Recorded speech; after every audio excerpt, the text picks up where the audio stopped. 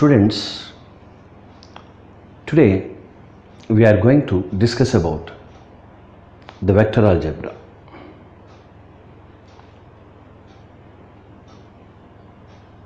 It is particularly designed for BPC students.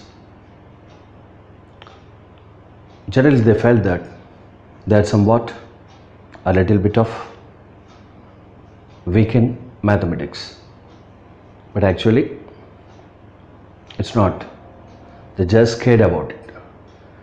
Here, if you understand the vectors in a right way, then it is easy to solve the problems in mechanics and as well as the electricity very easily. First of all, we have to understand what are the physical quantities. Then after, you will understand what is a vector or a scalar or a tensor is. Let's speak about the physical quantities.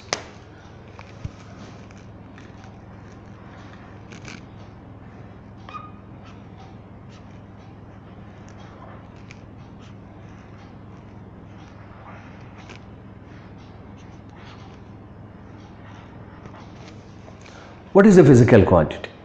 Anything which can be measured is a physical quantity. In daily life, we come across with so many physical quantities, and we learn that physical quantities are of two types. One is the fundamental physical quantity and second is the derived physical quantity. If we see these physical quantities in broader view, we can classify the physical quantities into three types actually. One is the ratios. Second is the scalars, and finally the vectors. Physical quantities can be classified into three types. One is the ratios, the second is scalar, and third is the vector. First we go with the ratio.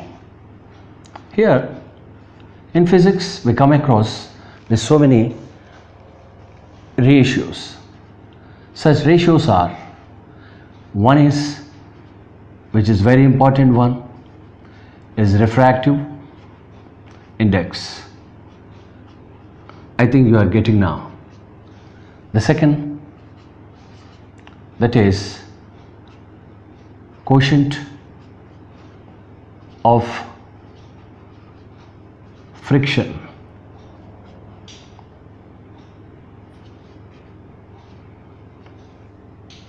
The third one, any angle, and the fourth one is the numbers.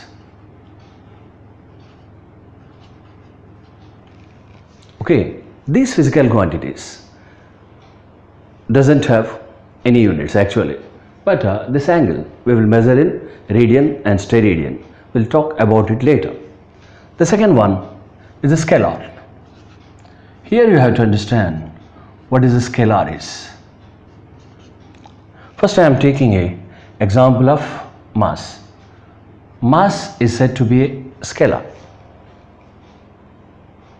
Mass is said to be a scalar. Mass has the magnitude, means measured value. If you go to the shop, you will ask, give me 1 kilogram of sugar. Okay? And again we added 1 more kilogram, then it turns to be 1 plus 1 is equal to 2 kg. 2 kg is the magnitude of the sugar. It's the magnitude of the mass. Okay, if you watch it, it doesn't have any direction. Okay, the physical quantities which are having the magnitude without direction is a scalar. And if you go with the kinematics, there you will find one more physical quantity is there. We call it as the distance. Distance is a scalar. Distance is a scalar. And similarly, if you go with the speed, speed is another scalar, and work, it is one more scalar. What we'll understand now from all these things? Any physical quantity is said to be a scalar when it has only the magnitude, means measured value. Maybe now you are getting a doubt about the time. Time, is it a vector or a scalar? Obviously, time is a scalar. And we come across with so many physical quantities. Maybe it has a direction. Why did I say time is a scalar? Even though it has a direction. It started from past, entered into the present, and it will enter into the future. It has a particular direction, even though it is not said as a vector, because any physical quantity which has a unique direction is a scalar. It goes with the electricity also. When you are reading about the electricity, we'll learn that what rate of flow of the charges, the motion of the charges in a particular direction. It has a direction, but it is not a vector. Charges have the what? The fourth one, fifth one, charge. Generally, charges are available of two types.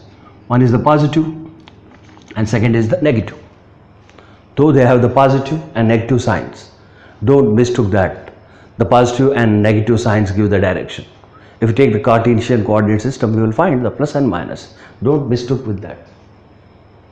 Charge is a scalar, and electric current also vector. Scalar, even though it has a direction. Okay, and pressure also a scalar. Pressure is force acting on unit area normally. The direction is normal, even though it is a scalar. Then what is a vector? You have to understand now. What is a vector quantity? A physical quantity which has both magnitude and direction. It's not completed now. A physical quantity which has both magnitude and direction, and it has to obey the triangular law of vector addition. It has to obey the triangular law of vector addition. Then only it is said to be a vector. What is a vector? A physical quantity which has both magnitude and direction, has to obey the triangular law of vector addition. Additional to that, it has to follow the commutative property.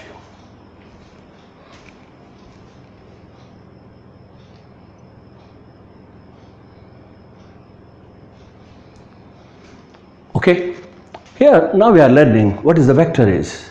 But I told you, vector means what? Vector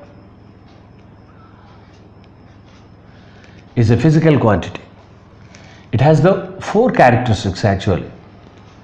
The first character we are writing here. It must have magnitude. What is the magnitude? Magnitude means the measured value.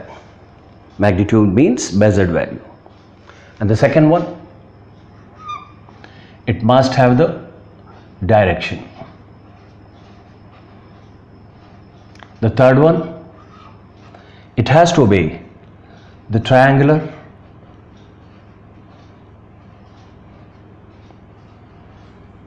law of vector addition. Okay, or it has to follow the parallelogram law of vector addition. And the fourth one, it has to obey the commutative law.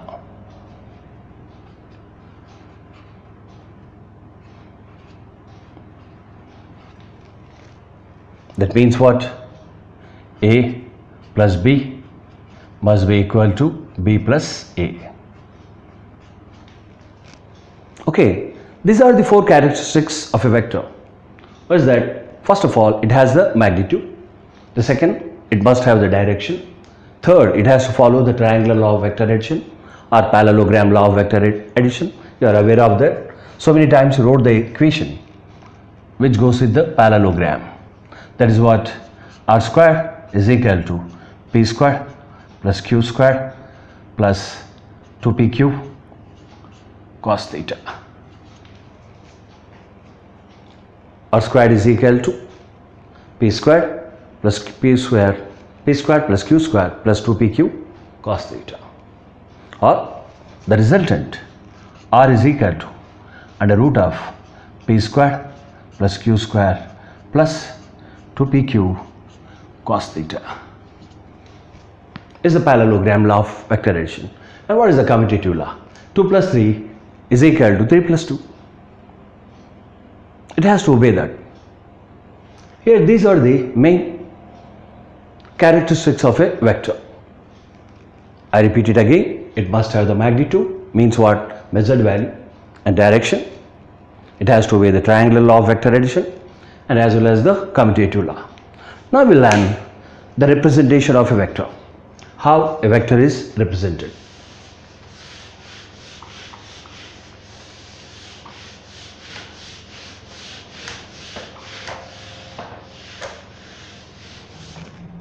Generally, if you take any physical quantity, a vector is represented like this. If you say A is the physical quantity, okay, write A and keep a arrowhead on. It is the representation of a vector. You have to keep a arrowhead.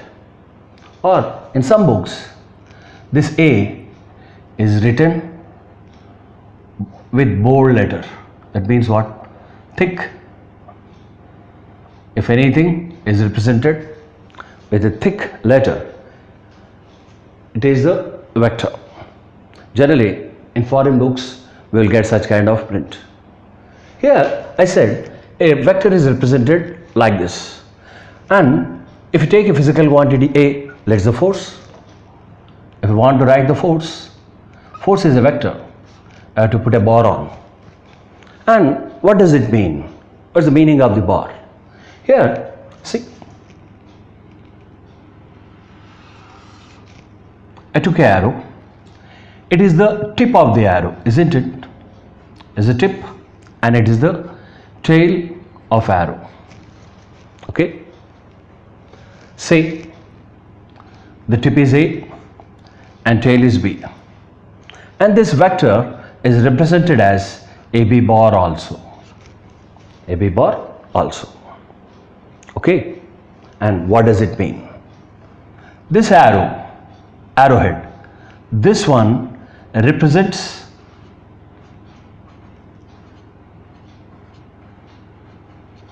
the direction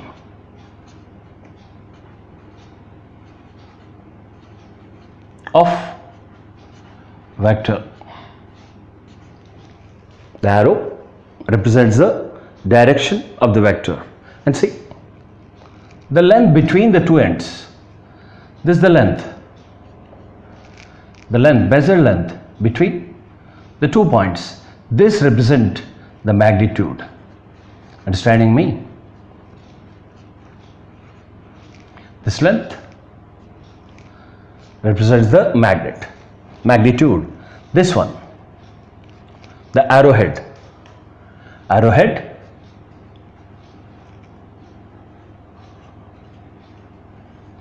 represents the direction of the vector. Okay. Then the length between head to tail represents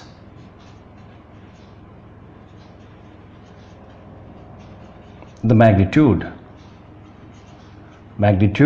of a vector. Understanding me? Okay.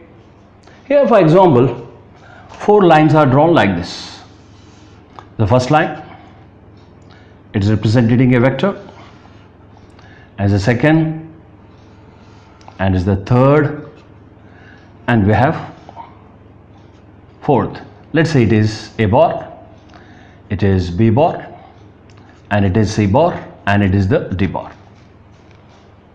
The direction of four vectors is same, but their magnitudes are different. The direction is same and magnitude is different. Okay. After representing a vector, then after we have to learn how vectors can be added. Briefly I will explain, later you will understand the laws of vector addition. Here, for example, you say it's a vector A bar, and we have one more vector,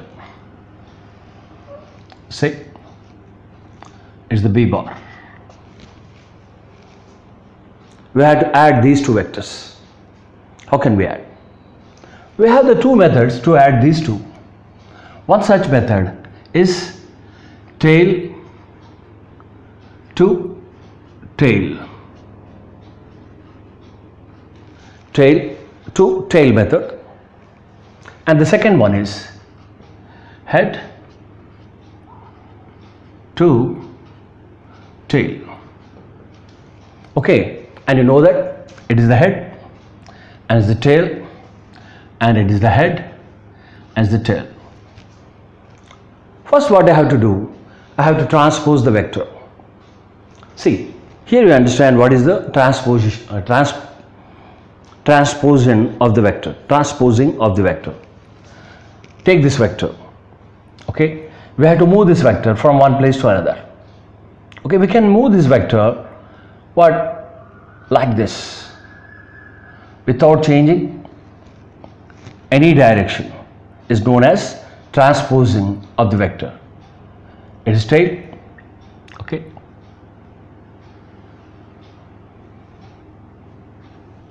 The same thing has happened. It moved from position A to position B. All the parameters remains constant. We call it as the transposition of the vector. Okay, and it can also be moved. It can be moved from here to here. See what I am doing. I am moving this vector from here to here.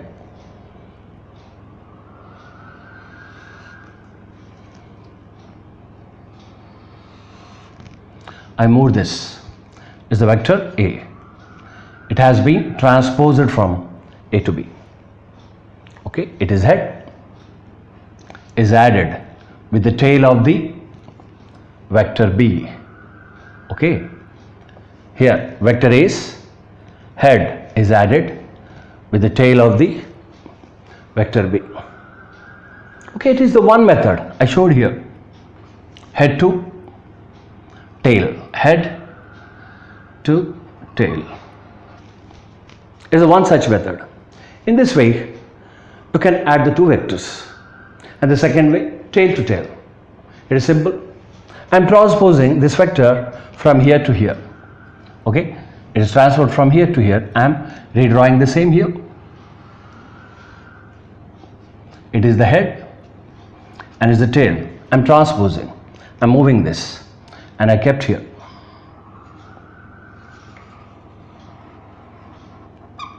Okay, is the tail and is the head. See this, tail to tail.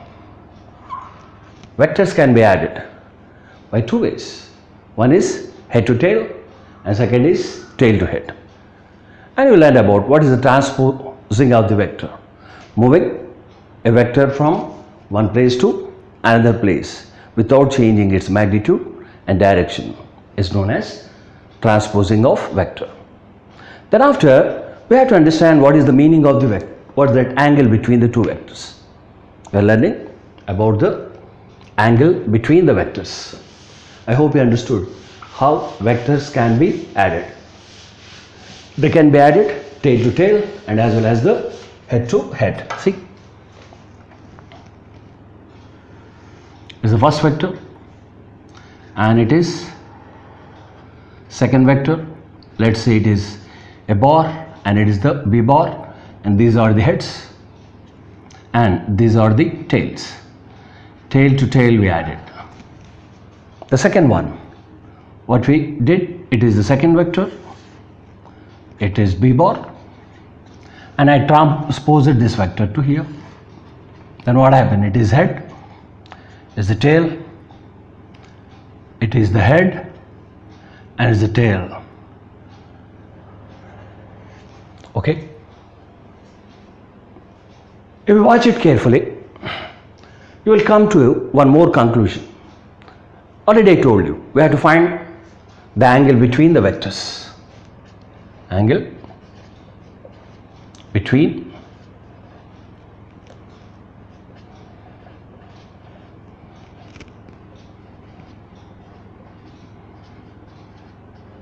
okay, I am taking the same thing. When I transport the two vectors, okay, it is a bar and b bar. I'm just extending this. Okay,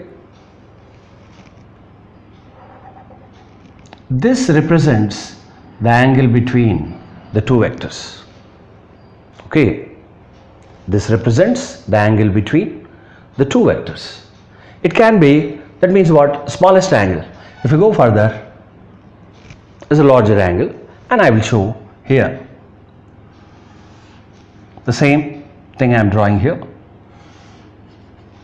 Okay, I said is the a vector and it is the b vector. But head to tail arrangement, here it is the angle between the two vectors, theta of AB, but it's not. Okay, here it looks like that it is the angle between the two vectors. It is not, but it is. It's the angle. Means what? When we are adding the two vectors, always we have to take the smaller angle. Okay? It is about the vector representation. What is a vector? I already told you. A physical quantity which has both magnitude and direction, and it has to obey the triangular law of vector addition or parallelogram law of vector addition. Additional to that, it has to follow the commutative property. And what is the scalar is? Scalar is a physical quantity which has only magnitude without direction. I mentioned the two physical quantities when I am explaining about the scalars. I said the charges, pressure, and as well as the electric current have the magnitudes and directions, even though they are not said as the vector. That means what? Any physical quantity which has unique direction is not at all a vector but is a scalar. And I already told you, ratios they do not call as the vector or the scalar. Okay, the best example for that is refractive index, quotient of friction. Numbers, they are not at all. The vectors are the scalars. I hope you understood the class well. In next segment, we are going to learn about the types of vectors. Additional to that, we will learn the parallelogram law of vector addition. Thank you for watching my video.